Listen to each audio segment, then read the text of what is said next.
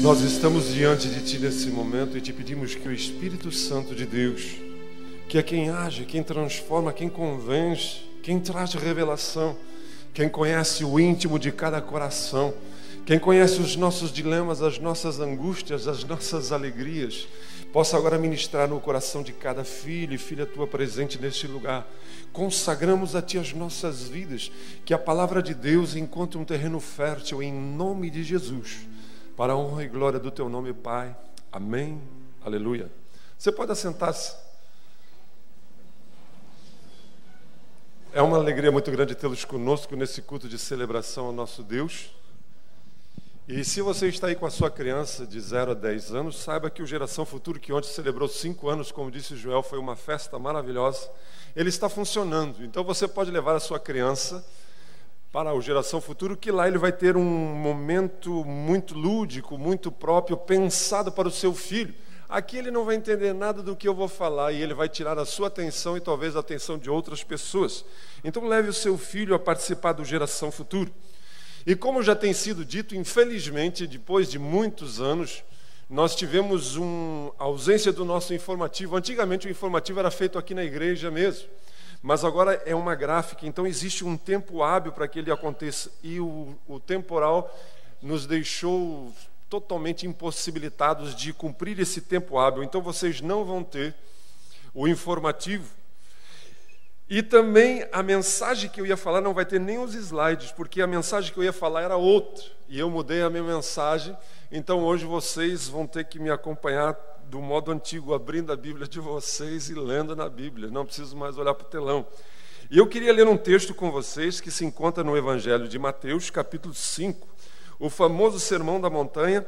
E eu quero ler apenas um versículo, o versículo de número 45, a parte B.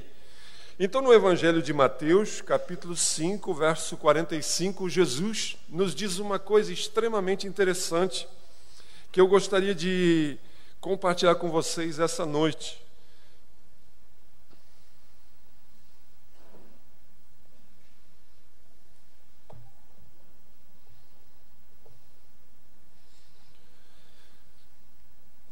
Mateus, capítulo 5, verso 45, a parte B do versículo diz assim: porque ele, Deus no caso, porque Deus faz raiar o seu sol sobre maus e bons e derrama chuva sobre justos e injustos. Porque Deus faz raiar o seu sol sobre maus e bons e derrama chuva sobre justos e injustos. Quarta-feira eu saí aqui da igreja, já devia ser 9 horas da noite aproximadamente, um pouco mais, um pouco menos. E cheguei em casa enquanto a minha esposa preparava uma coisa para lanchar, né? Eu me sentei na cadeira do papai, na cadeira do vovô, na minha cadeira, que eu não deixo ninguém sentar. E estava esperando isso e de repente faltou energia elétrica, começou a chover. Primeiro uma chuvinha, de repente um vento e de repente faltou energia elétrica e começou aquele barulhinho de pedra. Eu disse, tá vindo pedra. Mas de repente as pedras começaram a fazer um barulho um pouquinho além do normal e eu disse, Jesus, nessa hora você ora e diz, Jesus, tem misericórdia. Só que as pedras vieram e começou a quebrar, e quebrar, e quebrar, e a água começou a cair dentro de casa. E a minha esposa ficou nervosa, correu para debaixo da mesa, escuro, luz de celular para cá, luz de celular para cá. Eu fui para a porta para ver o tamanho das pedras, e eram pedras muito grandes. Passou aquilo, foi questão de minutos, e você só teve que correr depois para afastar uma coisa para cá, uma coisa para lá, tirar água para cá, balde para aqui, e aquela coisa que muitas gente de vocês enfrentaram. E digo a vocês que eram 3 e pouca da manhã, eu e o meu filho, levamos a minha esposa, foi para a casa da minha mãe, a minha filha foi para a casa das irmãs delas e os meus genros, as minhas filhas, todo mundo nos ajudando lá para tentar aliviar as dificuldades. E eram umas 3 e pouca, não tinha lugar para deitar, não tinha lugar para estender um colchão, não tinha nada. Eu dormi na minha cadeira. E digo para vocês que estou até agora... Porque coisa terrível você... Estou com um problema no meu joelho aqui. Você dormir encolhido, torto, todo desengoçado. Mas não é de ser nada. Ainda bem que eu sou um guri novo ainda. E no outro dia pela manhã, algumas pessoas entraram em contato, o meu celular terminou a bateria. Algumas pessoas entraram em contato, algumas pessoas a gente falou, vizinhança toda veio, ali na minha quadra quase todo mundo é da Filadélfia, quase todo mundo é daqui da igreja, a gente trocou figurinhas, conversamos, nos ajudamos, tentando botar lona para cá, lona para lá, no meio da chuva. Mas no outro dia de manhã o pastor David esteve lá na minha casa, e ele dizendo para mim que quando ele e o filho dele estavam chegando em casa, também aproximadamente na mesma hora, que começou o vento, ele disse, vamos orar. E o filho dele, vocês conhecem, o filho do David, o Gustavo, orou. E passou o vento, passou as pedras e não deu nada na casa do David. E o menininho olhou para ele, o Gustavo disse, pai, Deus ouviu a nossa oração. Quando o David me disse isso, eu pensei cá com os meus botões, disse, e por que Deus não ouviu a minha oração?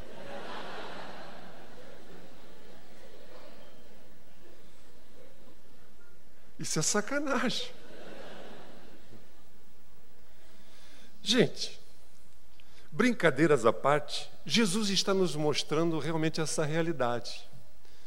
Quando a chuva vem para quebrar a seca, a sequidão, quando tudo está morrendo, quando alguém planta, quando alguém está olhando para o céu para que a chuva venha e ore a Deus, Deus manda a chuva porque senão a minha plantação vai morrer, os meus animais vão morrer, e a chuva vem, é uma benção. Mas ele que orou, a chuva chove aqui, mas o vizinho que é ateu, o vizinho que não está nem aí, o cara que é mau, que é tramposo, a chuva cai ali também. Quando a chuva vem com granizo e quebra o telhado da casa do pastor, assim como quebra o telhado da casa do cara que não está nem aí com Deus, que vive uma vida conforme o diabo gosta. Daí eu e você ficamos numa situação, porque dentro de nós existe uma tendência, existe uma filosofia de vida, de ação e reação, de causa e de efeito.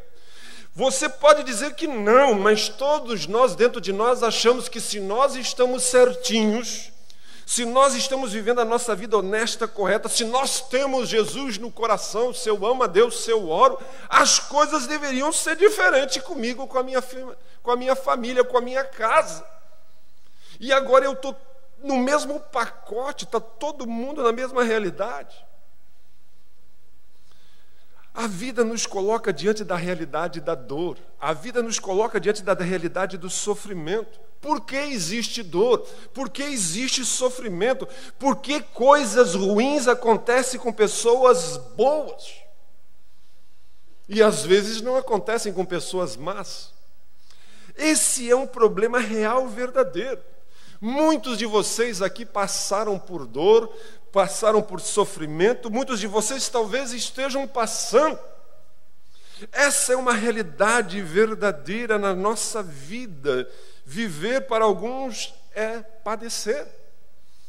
Existiu um homem chamado Epicuro, um filósofo grego, que quem foi o cabra que formulou pela primeira vez a questão da onipotência de Deus e a sua bondade.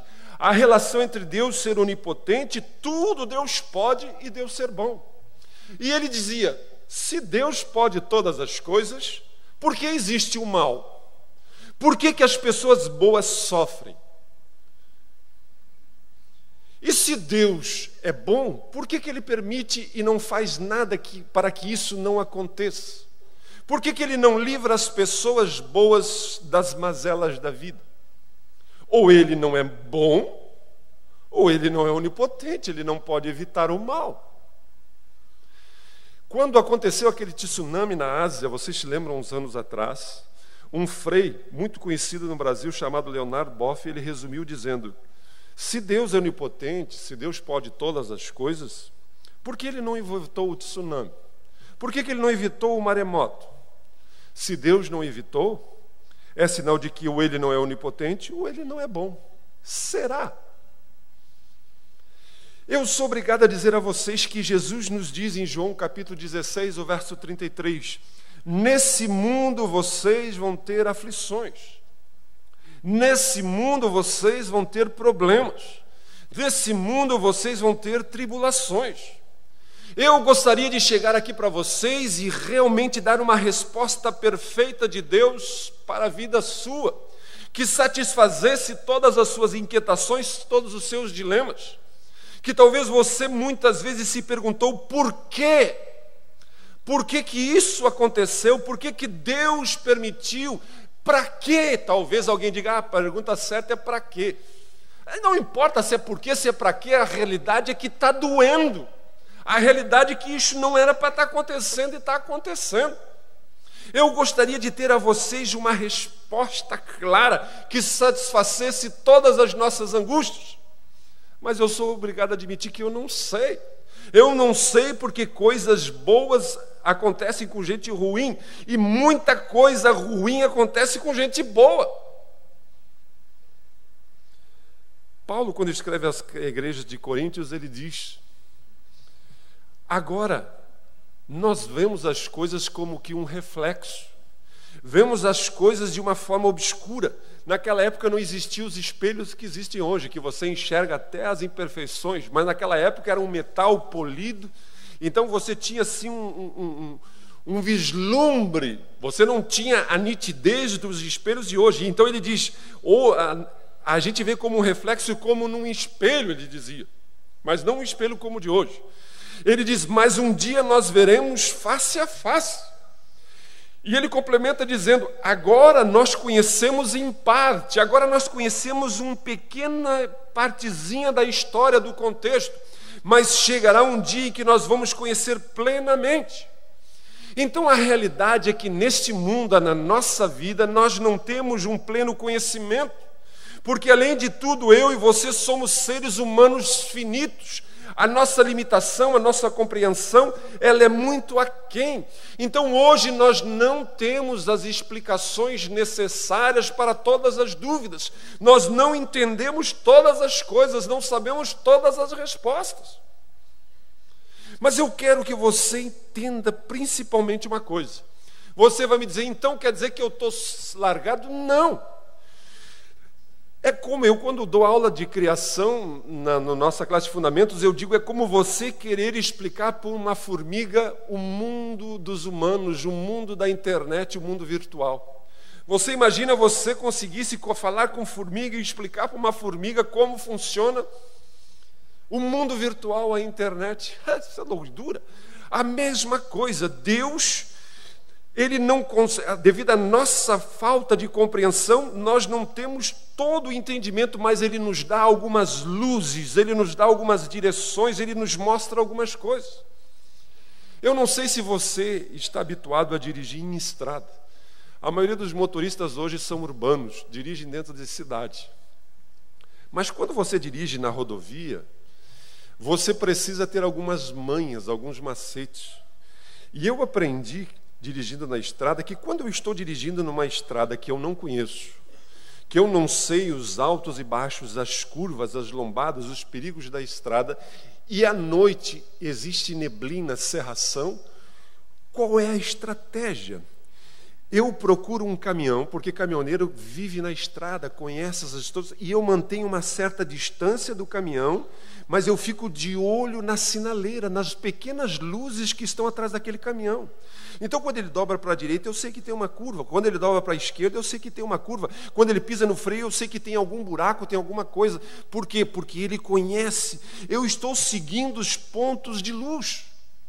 Deus, na sua palavra, na Bíblia, não dá todas as respostas, mas Ele nos dá algumas direções que nós precisamos aprender. Por que que nós enfrentamos a dor, o sofrimento, a tragédia? Por que, sendo bons, a chuva de pedra cai sobre os justos e sobre os injustos, alaga a casa dos justos e dos injustos? A primeira coisa que a Bíblia nos diz em Gênesis capítulo 1, verso 31, é que Deus viu tudo o que havia feito, e tudo o que havia feito ficou muito bom. Deus não criou o mal, Deus não criou o sofrimento, Deus não criou a tragédia. Deus, quando nos criou, Deus, quando criou a humanidade, Deus, quando criou o universo, Ele deu ao homem a capacidade de escolha. Por que que Deus deu ao homem a capacidade de escolha, a capacidade de decidir, aquilo que se chama de livre-arbítrio numa linguagem teológica? Por que que Deus fez isso? Deus, vamos dizer assim, Deus não tinha escolha. Porque quando Ele decidiu dizer, eu vou fazer alguém à minha imagem e semelhança, essa pessoa, para ser a imagem e semelhança de Deus, precisava ser livre. Porque assim como Deus é livre, o homem precisava ter essa liberdade. Porque a onipotência de Deus, o poder de Deus, Ele decidiu dar ao homem a capacidade de escolher, se submeter e amá-lo. Por quê? O maior fundamento, o maior valor do universo é amar. O amor não pode ser uma obrigação. O amor não é uma obrigação. O amor não é um dever. O amor é uma escolha, é uma opção, é um desejo, é uma vontade. Por isso Deus queria que as pessoas o amassem. E para isso as pessoas precisavam escolher amá-lo. Então, para amar a Deus, para amar outras pessoas, isso envolve uma escolha. Imagine se você tivesse uma boneca. Dia desses eu li uma reportagem a respeito de uma mania que está acontecendo em alguns países do primeiro mundo, Japão.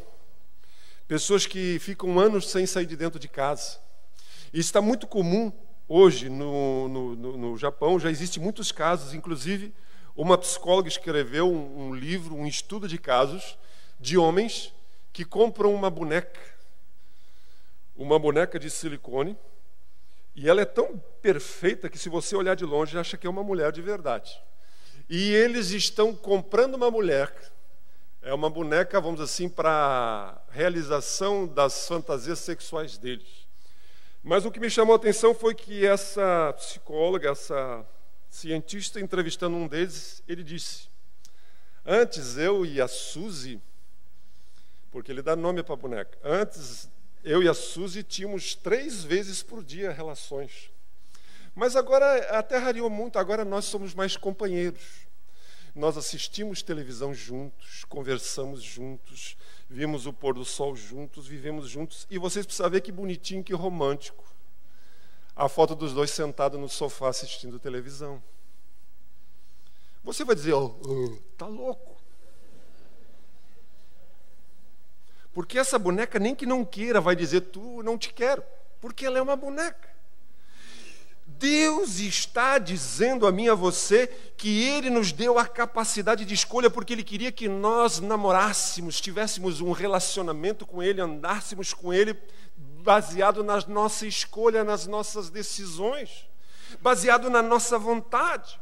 Mas, infelizmente, ao mesmo tempo que você tem a opção de escolher Deus, você tem a opção de rejeitar a Deus, de virar as suas costas para Deus. Então essa situação trouxe 2 tipos de mal ao mundo. O mal que a gente chama que é o mal moral, que é o mal resultante das escolhas que nós fizemos.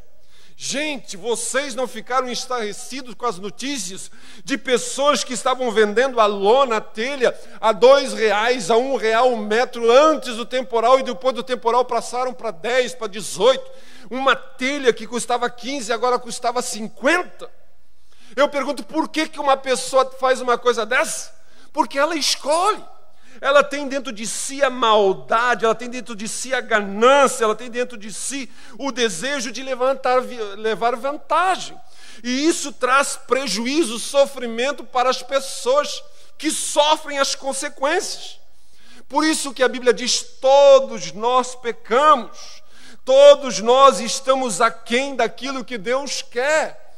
Então o mal entrou na humanidade através da ação do homem, e isso, bem ou mal, tem trazido sofrimento.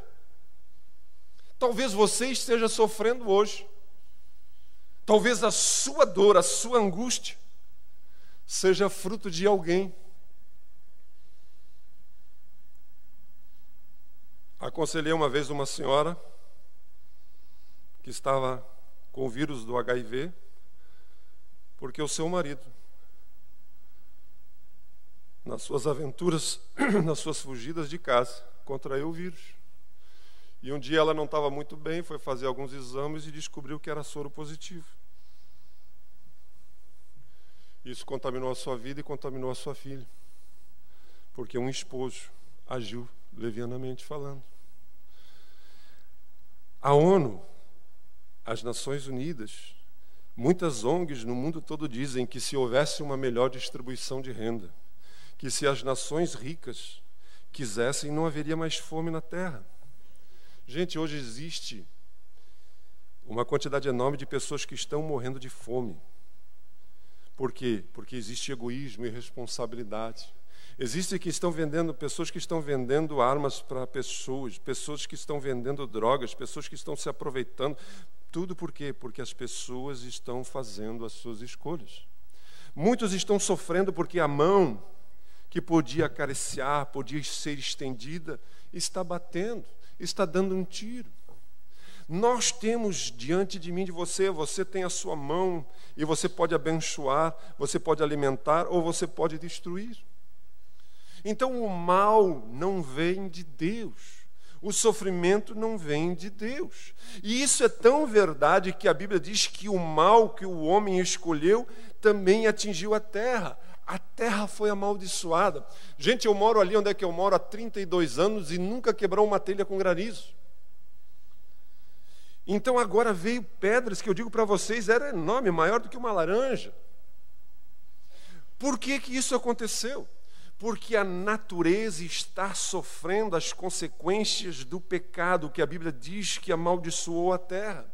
Não apenas amaldiçoou a terra, mas nós carregamos dentro de nós, na nossa genética, a doença, a enfermidade. Dia desses nós estávamos orando por um jovem que de uma hora para outra contraiu uma bactéria no cérebro e está correndo o risco de morrer com uma bactéria no cérebro. Um jovem saudável de uma hora para outra, porque são os resultados da consequência de uma terra que foi amaldiçoada pelo pecado.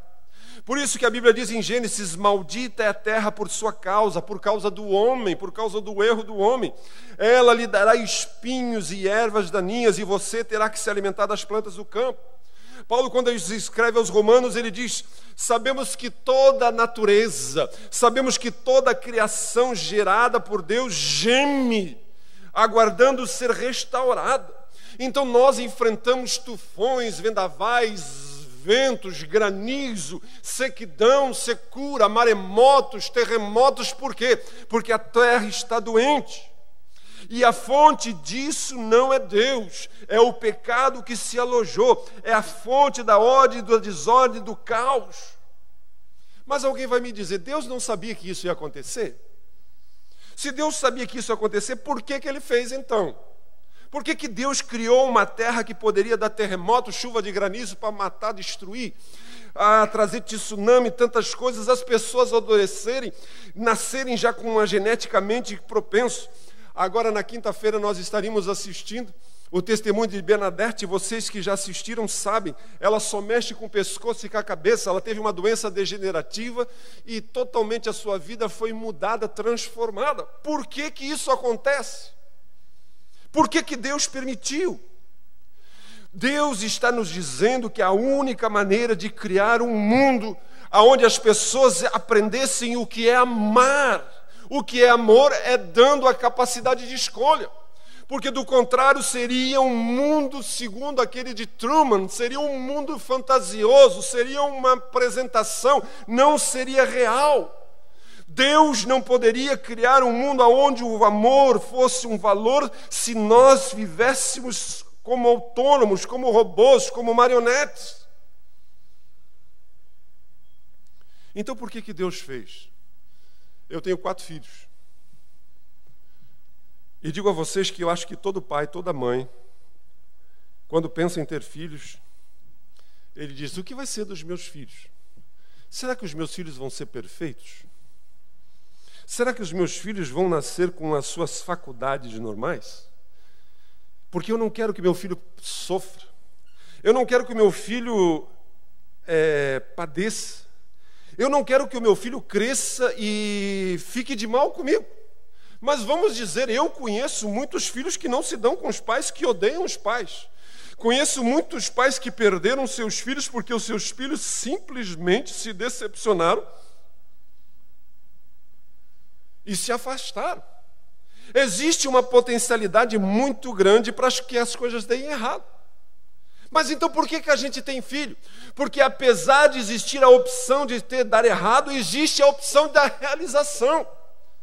De você se realizar como pai, como pessoa. Eu tenho 4 filhos e se Deus me desse graça, tivesse condições, há mais tempo atrás eu teria 12. Olá lá.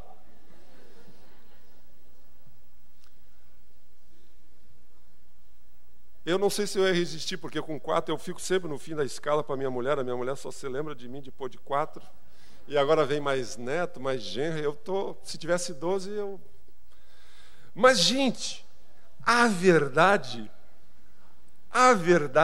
é que, apesar de todos os riscos, a gente sabia que existe uma enorme alegria em ter filhos. Não tem coisa melhor de que você amar, ser amado. A mesma coisa aconteceu com Deus. Deus diz: eu sei que pode dar errado. Eu sei que essa gente pode ficar tudo biruta, tudo egoísta, tudo avarento, tudo pessoas que vão trazer mal. Eles podem destruir o mundo que eu vou formar tão belo, tão criativo. Mas também eu sei que existem pessoas que no meio desse caos, dessa confusão, dessa desordem, vão mostrar para mim que vale a pena ter filhos. Que no meio da hora que ninguém acredita, que ninguém é solidário, que ninguém se doa, que ninguém se importa, existem pessoas que revelam o meu caráter em meio a essa confusão.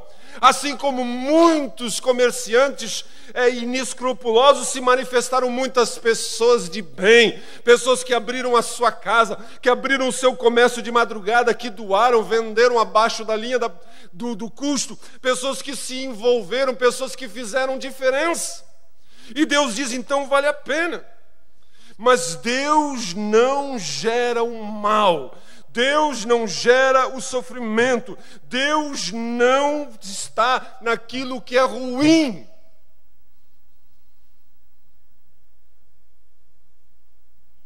Deus sabia que, apesar de todas essas coisas, muitos iam optar por segui-lo, por amá-lo, e fariam diferença nessa vida. Então a primeira coisa que nós aprendemos na Bíblia é que o mal não nasceu em Deus. A dor e o sofrimento não nasceram em Deus. E a Bíblia também nos diz que, embora o sofrimento não seja bom, embora a dor não seja boa, embora a tragédia não seja algo legal, Deus pode transformá-lo. Deus pode usá-lo para o bem. Deus do limão pode fazer uma limonada. De no mínimo 4 formas. Primeiro, Deus usa a dor para atrair as pessoas a Cristo. Por mais incrível que pareça, o sofrimento traz arrependimento. O sofrimento nos leva a aprender da maneira mais difícil. E tem gente que tem que sofrer muito para baixar o nariz, para baixar o orgulho, a pretensão, porque nós somos metidos a besta. Mas muitas vezes o sofrimento nos leva a perceber, a entender que existe um Deus e que a gente não é nada diante da realidade desse mundo, dessa vida. C.S. Lewis, um grande escritor, ele dizia: a dor é o megafone de Deus. Quando nós estamos bem, a gente não consegue ouvir a Deus. Deus está falando, mas a alegria, o prazer, os desfrutes da vida fazem que o que é muito barulho a gente não ouve. Mas agora na dor, parece que a voz de Deus cresce. Não é que a voz de Deus cresce, é eu que paro para escutar. É eu que me volto para Ele. Deus continua falando do mesmo jeito, mas muitas vezes a dor nos leva a nos aproximarmos de Deus. Por isso que a Bíblia diz em Coríntios 7, o verso 10, a tristeza segundo Deus não produz remorso, mas sim um arrependimento que leva à salvação. E a tristeza segundo o mundo produz a morte. Essa mulher que vocês iam conhecer, quem não conheceu, Bernadette Todd, que estaria conosco na quinta-feira, como diz, Quando criança, os seus pais descobriram, ela foi diagnosticada com uma doença que ia lhe roubar todos os seus movimentos. E ela ficou imobilizada, só mexe o pescoço. Ela só fala. Essa jovem, essa mulher que hoje não é mais jovem, ela poderia desistir da sua vida, ela poderia ter entrado em depressão, ela poderia não estar, mas ela vem lá dos Estados Unidos falar aqui em Canoas. O que ela vem falar aqui em Canoas? Ela vem falar uma coisa que para alguns dizem, isso é doidura, isso é muito radical. Ela diz, graças a Deus, porque a minha dor me levou a Jesus. Isso parece uma coisa que a gente não compreende, mas ela agora diz, Deus, a dor me atraiu para Deus. E ela vem aqui falar, testemunhar, dizer a nós e a todos os cantos desse mundo que ela aprendeu a encontrar em Deus alívio para a sua dor, e isso trouxe sentido à sua vida. Então, muitas vezes, talvez não faça sentido para você, mas a dor nos leva a nos aproximarmos de Deus. Não que Deus esteja no mal, não que Deus queira que alguém nasça com uma deformidade, não que Deus olhe para alguém e diga assim, eu vou botar um veneninho na vida daquele ali e vai nascer tortinho. Não que eu vou olhar para aquele cara lá e dizer assim, não, esse aqui eu vou fazer certinho, esse aqui eu vou fazer boboquinha. Não! Essa é a realidade de um mundo contaminado pelo pecado. A nossa hereditariedade, os nossos genomas, o nosso DNA podem sofrer as mais variadas mutações. E Deus não está nesse negócio. Mas Deus pode transformar isso para nos levar a nos aproximarmos dele. Porque Deus não está no mal. Deus usa a dor, não apenas para nos levar a aproximar de Jesus, mas muitas vezes para trabalhar o nosso caráter, para nos levarmos a sermos homens e mulheres maduros, a crescermos à semelhança de Jesus. Vejam o que a Bíblia diz a respeito de Jesus.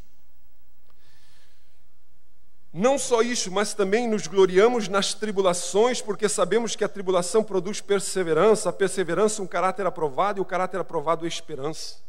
Paulo está dizendo que tudo o que ele passou foi aquilo que moldou a sua vida.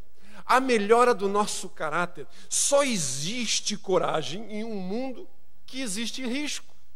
Só existe pessoas ousadas quando existem desafios a serem superados. É isso que a Bíblia está dizendo. Que Jesus, embora sendo filho, aprendeu a obedecer por meio daquilo que ele sofreu.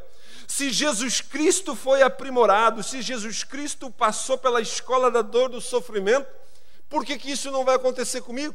Então, muitas vezes, Deus usa os reveses da vida, os telhados quebrados, os móveis destruídos, o caos instalado para que nós nos tornemos pessoas maduras na nossa maneira de encararmos a vida.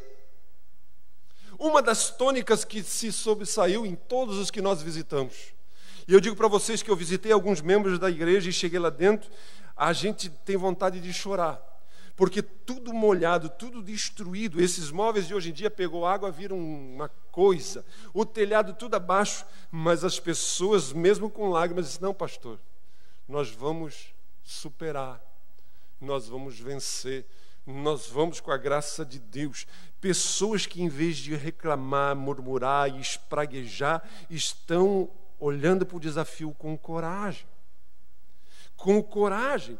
Deus está dizendo a mim e a você que nós precisamos aprender a superarmos as dores e os sofrimentos, confiando na graça de Deus, na ação de Deus, porque Deus pode usar essas coisas para que a gente amadureça, para que a gente se torne mais semelhante a Jesus.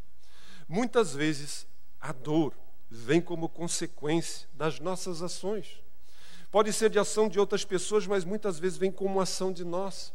E às vezes a gente acha que é castigo. Deus não castiga ninguém. Saiba de uma coisa, Deus não castiga. A Bíblia diz que Deus disciplina.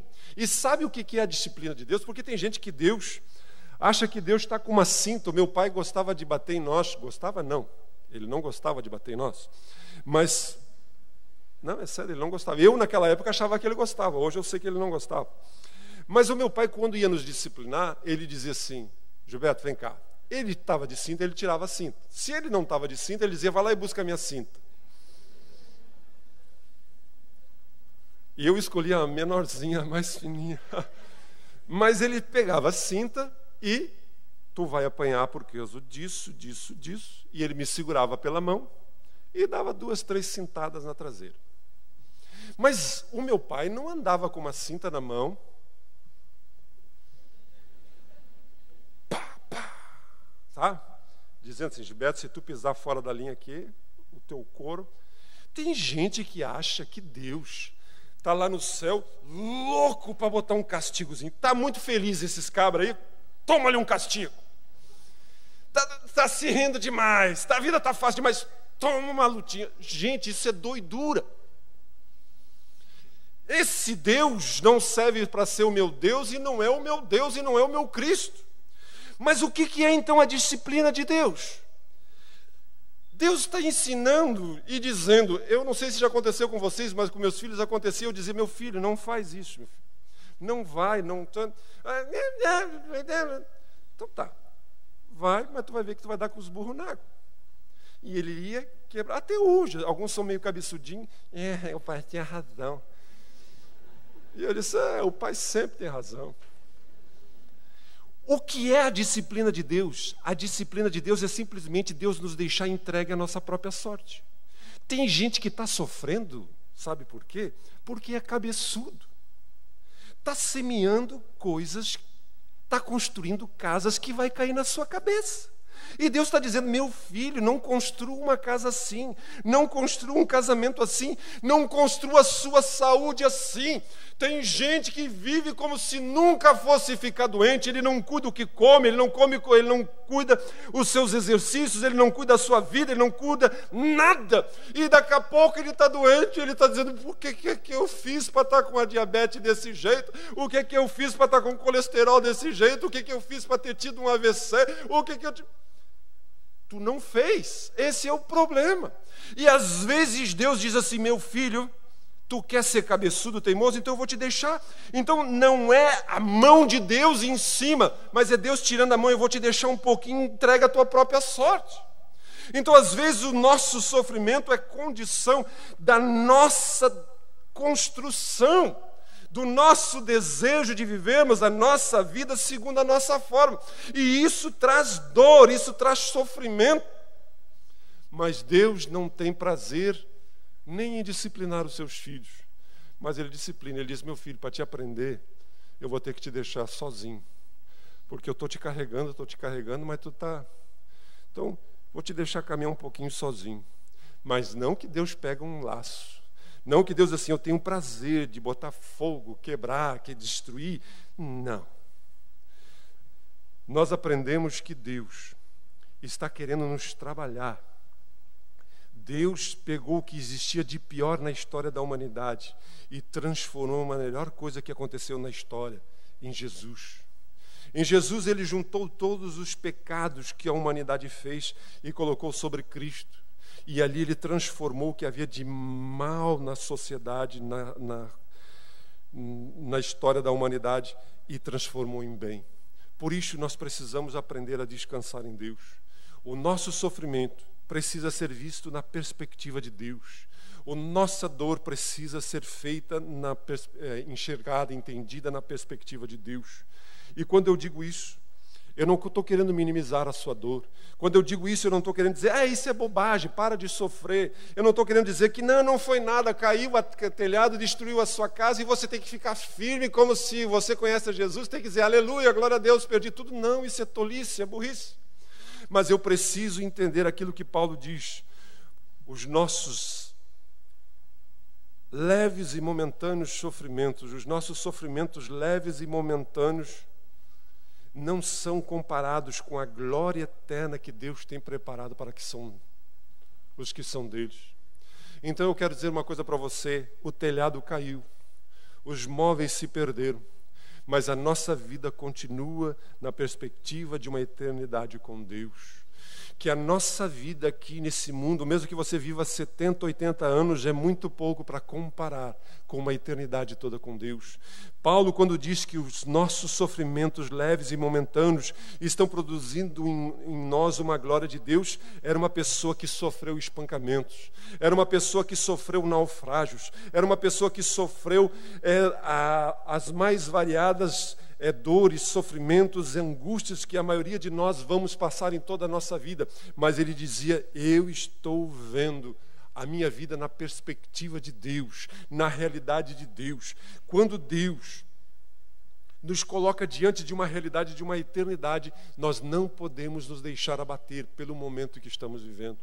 Imagina que você iniciasse o seu ano agora, na quarta-feira, na virada de quarta para quinta-feira, fosse o primeiro dia do seu ano, e a sua casa fosse quebrado o telhado, você perdesse todas as suas coisas, mas hoje, amanhã, a sua vida fosse mudada, alguém lhe dissesse: não, vem para cá, vou lhe aumentar o seu salário, vou lhe dar uma promoção, vou colocar você numa casa muito boa, com chapa, com telhado de lata que não quebra mais, num lugar que inunda, a sua vida foi mudada e o resto do ano você vive uma vida plena. E alguém chegasse no final do ano e dissesse: como foi o ano de 2015? Você vai dizer: uau, foi tremendo, foi uma bênção, a minha vida mudou radicalmente. Mas você não começou o ano debaixo do laço, você não começou o seu ano com uma chuva de pedra que destruiu a sua casa. Tchê, isso foi um dia, 2 dias, mas o resto do ano todo foi uma bênção. É isso que Deus quer, que nós tenhamos uma perspectiva em relação à nossa vida com Deus. Deus não nos fez apenas para vivermos esses míseros anos que vivemos aqui. Deus nos fez para vivermos uma eternidade com Ele. E esses momentos que vivemos aqui, essas dores, esses sofrimentos não são originados em Deus, mas Deus os transforma para que a nossa vida cresça, a nossa essência melhore e que aprendemos a nos tornar cada dia mais semelhantes a Jesus, porque um dia vamos passar a eternidade toda com Ele, e lá as coisas serão diferentes.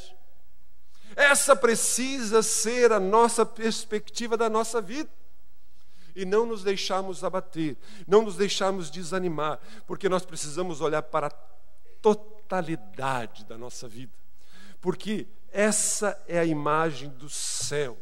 Não é negar os dias maus, não é negar a dor, não é dizer que não está doendo, mas é dizer que apesar de estar doendo, apesar da tragédia, apesar da dor, eu sei que a minha vida tem um fim, tem uma razão, tem uma essência em Deus. Porque Paulo diz: olho nenhum viu, ouvido nenhum ouviu, mente nenhuma imaginou o que Deus tem preparado para aqueles que o amam. Então não vão ser um momento, não vão ser uma circunstância, não vão ser uma adversidade que vai roubar de mim a perspectiva da minha vida segundo a ação de Deus. Porque eu e você temos 2 opções diante da dor. Eu e você temos 2 opções diante do sofrimento. Eu e você temos 2 opções, 2 escolhas diante da tragédia. Vamos nos transformar em pessoas amargas, pessoas ressentidas, pessoas desconfiadas, pessoas secas, pessoas simplesmente fechadas para a vida, ou vamos nos voltar para Deus? Vamos nos voltar para Cristo e vamos receber dele a paz em meio à dor, em meio ao caos, e a coragem de vencermos tudo que a vida colocamos diante de Deus. É a coisa mais impressionante você perceber pessoas que passam pela mesma situação. Pessoas que perderam a sua casa, o seu telhado, e agindo de uma forma espraguejando, murmurando, reclamando, falando, se apavorando, se desesperando. E pessoas que perderam a sua casa e disseram: não, foi triste, foi ruim, dói, mas com a graça de Deus nós vamos nos levantar e vamos reedificar de novo. Porque existe uma paz. Se aproximam de Deus e recebem de Deus a coragem. Você tem diante de você as opções daquilo que você quer fazer com a sua vida.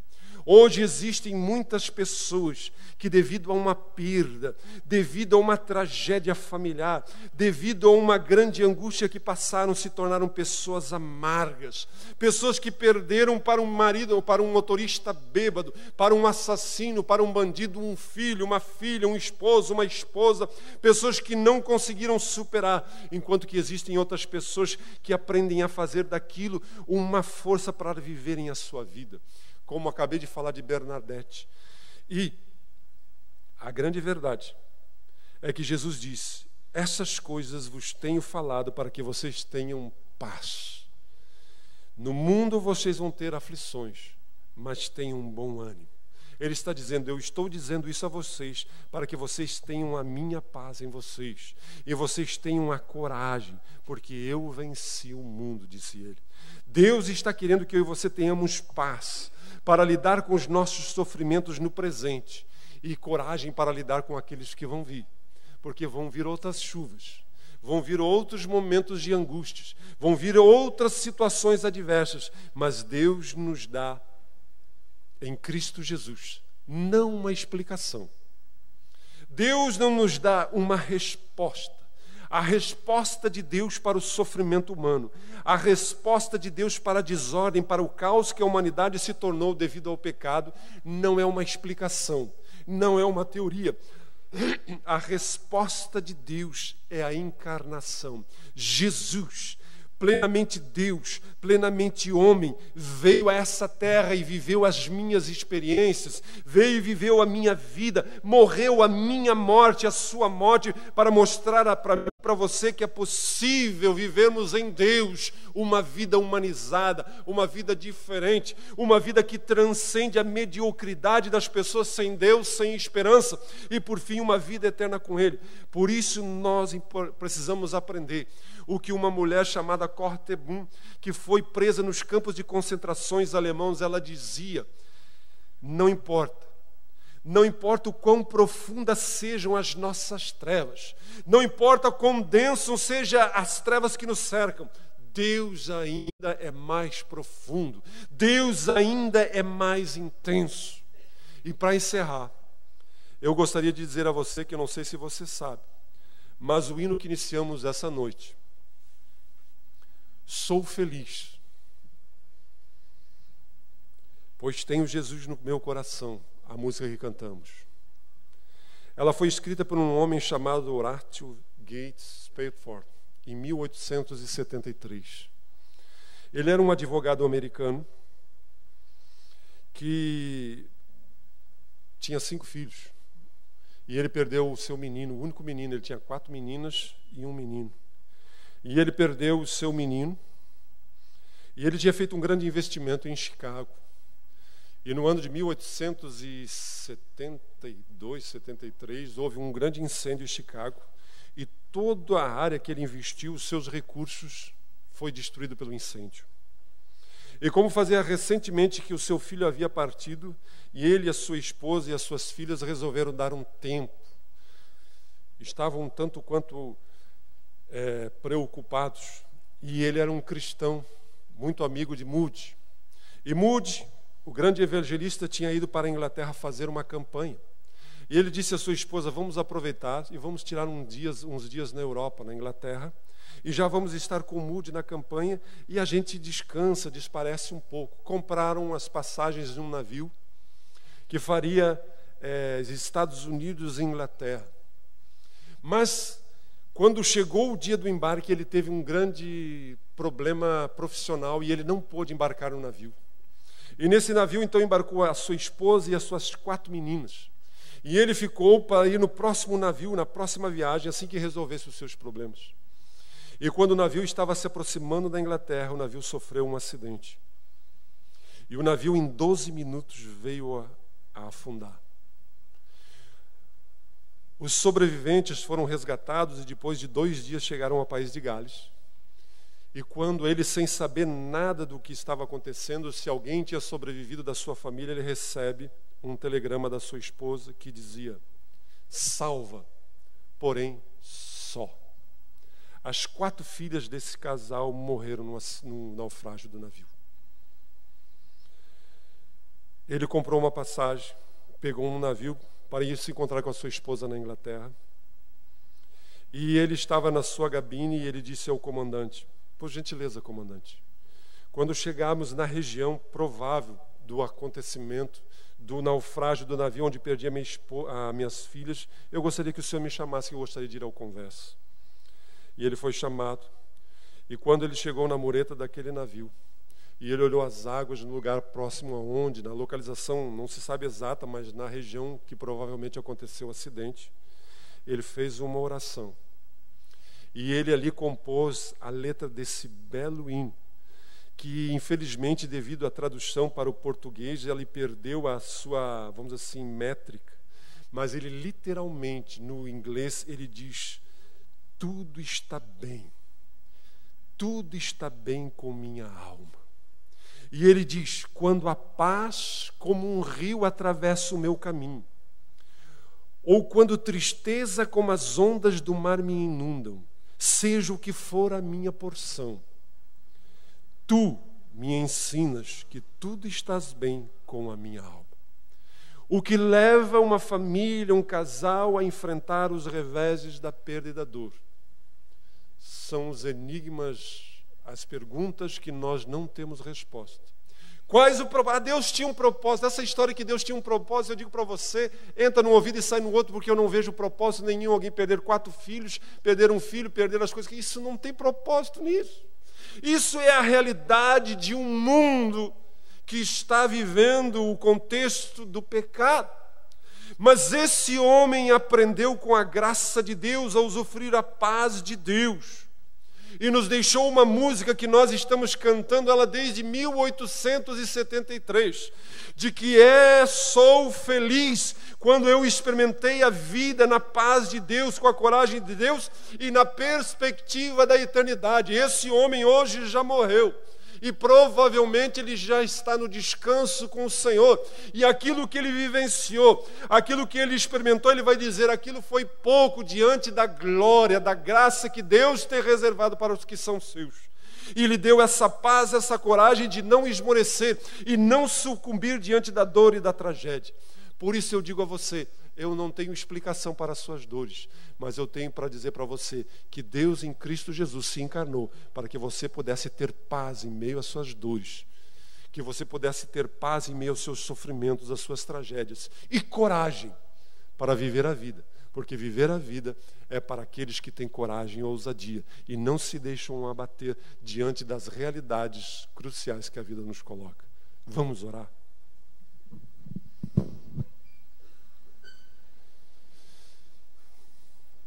Deus, nós estamos diante de Ti. Eu não sei, e mesmo que soubesse, Pai, isso não mudaria nada a realidade de cada pessoa que está aqui. Tu conheces aqueles, Pai, que estão passando por uma dor agora, por um sofrimento agora. Tu conheces aqueles, Pai, que até hoje não superaram uma dor, não superaram uma tragédia, não superaram uma perda. Tu conheces aqueles que ainda carregam diante de si, Pai, a falta de paz. Aqueles que já desistiram de si mesmo, desistiram de relacionamentos, desistiram da vida, desistiram até mesmo de crer em Ti e de Te amar, porque tantas vezes disseram: onde estava Deus em meio a isso? Por que Deus? Por que eu? Porque a minha família, porque o meu filho, porque a minha casa. Talvez alguns mais espirituais disseram: não por quê, mas para quê? E nós não temos respostas. A única coisa que temos é que Jesus disse: tenham bom ânimo. Vocês vão passar por aflições, vocês vão passarem por dores, vocês vão passar por perdas e sofrimentos, mas eu quero que vocês tenham coragem, porque eu quero dar a vocês a minha paz. E eu quero dizer a vocês que essas leves e momentâneas tribulações, quando vistas na perspectiva da eternidade, podem ser ferramentas para o bem. Não que Deus ocasione o mal, mas que Deus do mal tira o bem. Deus não é responsável por um homem alcoolizado, bêbado, que atropela alguém. Deus não está num negócio desse. Deus não está numa criança que nasce geneticamente deformada com uma doença porque seus pais usavam drogas ou porque sua mãe tentou abortar e a criança nasceu com um problema. Deus não está nisso. Nos ajuda, Senhor. Traz agora compreensão. Traz agora, Senhor, forças e ânimos. Traz agora, Senhor Jesus, cura. Nós queremos dizer a Ti que precisamos da graça do Senhor, da paz do Senhor, da coragem do Senhor. Te revela de uma maneira especial aqui, Jesus. Para que isso aconteça na sua vida, nas nossas vidas, a primeira coisa que nós precisamos é dizer: Jesus, entra na minha vida. Dirige a minha vida. Ser o meu Senhor, ser o meu Salvador. E eu gostaria de perguntar a você que ainda não convidou a Jesus para entrar na sua vida, que você ainda tem tentado dirigir, resolver os seus problemas, que gostaria de nessa noite dizer: Jesus, entra, muda a minha realidade, salva a minha alma. Eu quero orar com você. Levante a sua mão onde você está. Temos alguém?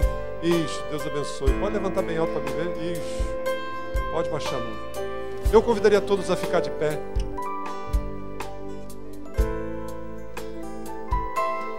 Feche os seus olhos. Deus conhece a sua dor, a sua angústia, o seu sofrimento. Coloque a sua mão sobre o seu coração e fale a Deus o que está doendo. Diga a Deus.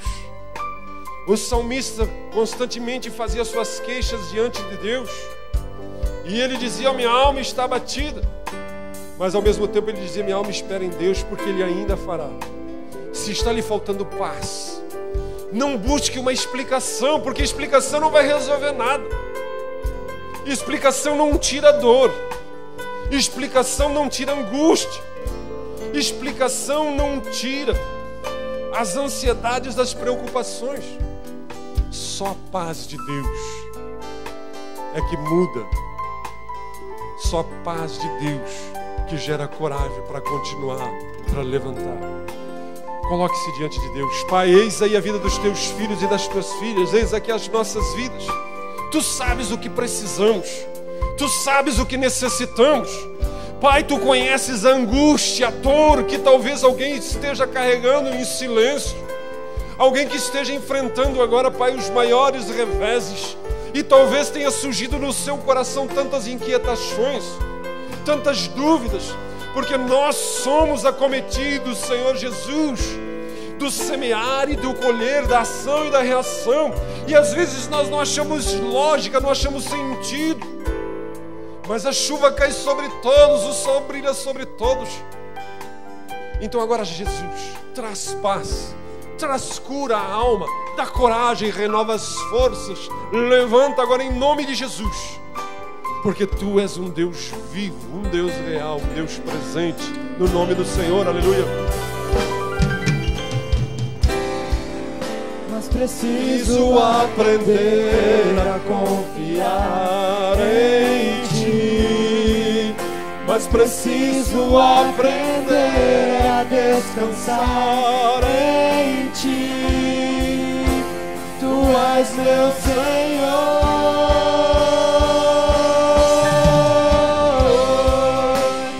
Todas as coisas cooperam para o bem daqueles que Te amam. Todas as coisas cooperam para o bem daqueles que Te amam. Você pode assentar-se. Eu quero dizer a você que levantou a sua mão convidando Jesus a entrar no seu coração, que nós queremos lhe dar um presente para lhe ajudar nessa caminhada de fé. Lá atrás temos um pessoal com um colete cor de laranja. Não saia daqui sem procurá-los. Eles vão lhe dar uma literatura e um CD gratuitos para que você leia e saiba mais a respeito desse Jesus que quer lhe dar paz e coragem para vencer a vida.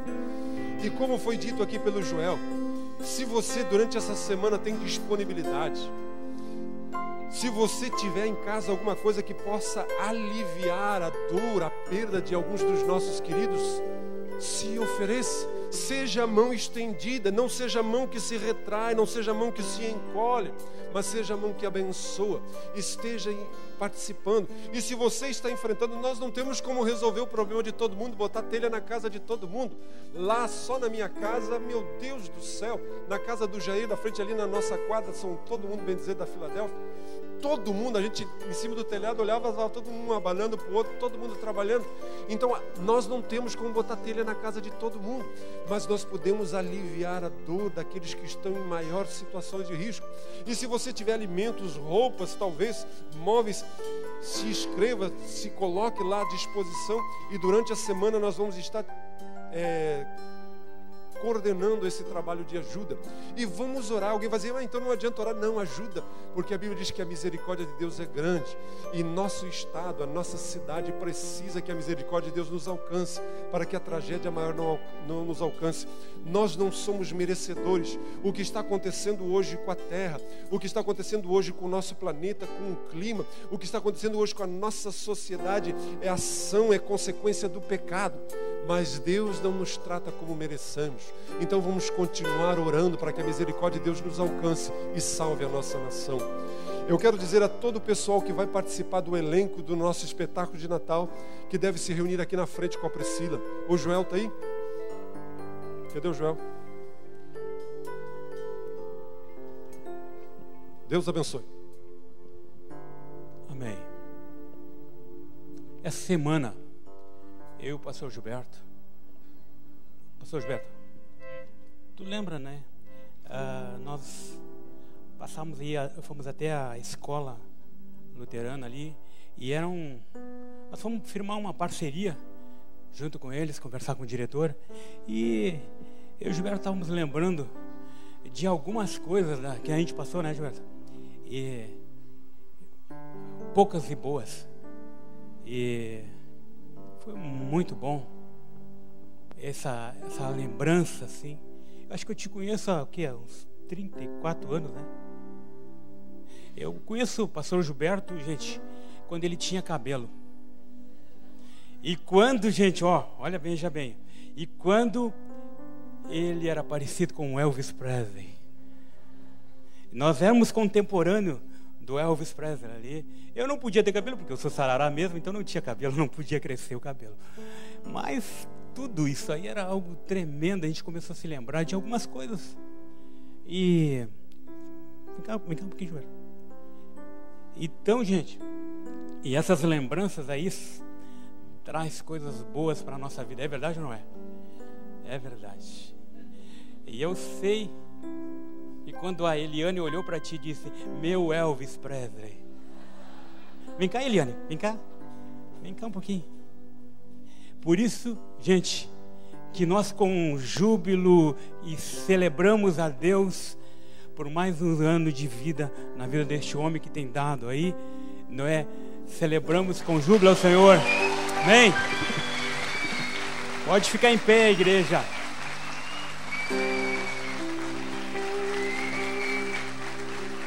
Isso. Amém.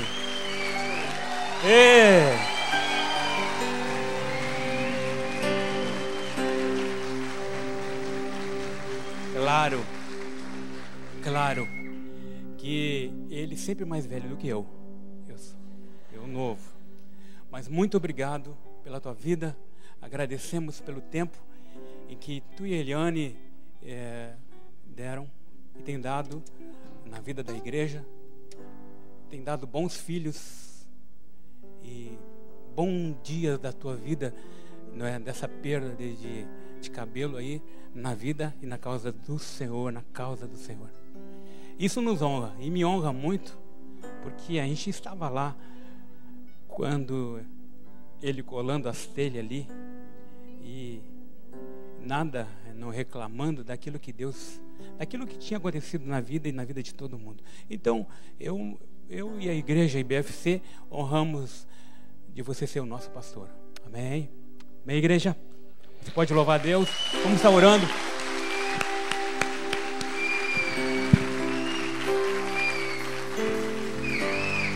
Aleluia. A Deus seja a honra, a Deus seja a glória.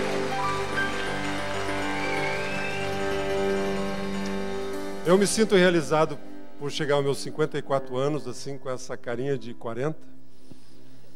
Mas tudo isso é graças à misericórdia do Senhor, essa esposa que cuida de mim muito bem.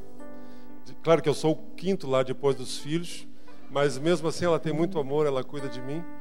E louvo a Deus pela vida de cada um de vocês que fazem parte dessa família, por amigos como o Joel e tantos outros que aqui estão. E digo a vocês que eu faria tudo de novo, se fosse possível. Continuaria dando todos os meus melhores anos, os meus melhores cabelos para essa causa. Porque não existe coisa melhor do que conhecer Jesus e andar nos seus caminhos. Se você não fez isso ainda, entregue a sua vida a Jesus. E Ele vai sustentar a sua vida. Tenha certeza disso. Muito obrigado. Amém. Vamos estar orando agora, igreja. Vamos estar orando ao Senhor. Pai, vamos estar orando pela vida. Você pode estender tuas mãos aqui e abençoar a vida do nosso pastor. Obrigado pela vida do Gilberto, Senhor. Obrigado pela vida deste homem. E nós lembramos muitas vezes que chorou, muitas vezes que se alegrou. E obrigado por tudo, Senhor, que Tu renove as suas forças. Cinge seus ombros, junto com a sua família, sua esposa e filhos e netos. Que seja próspero os seus dias. Pedimos agora que Tu abençoe, como igreja nós abençoamos. No nome de Jesus. Amém. Vamos lá, gente.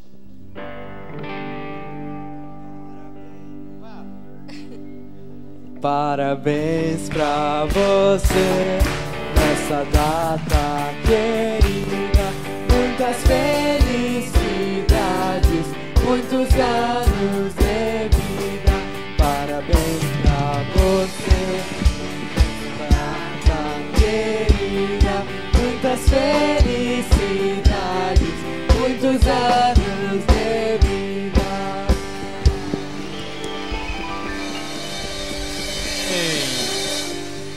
Que Deus abençoe. Boa semana para todos. Amém.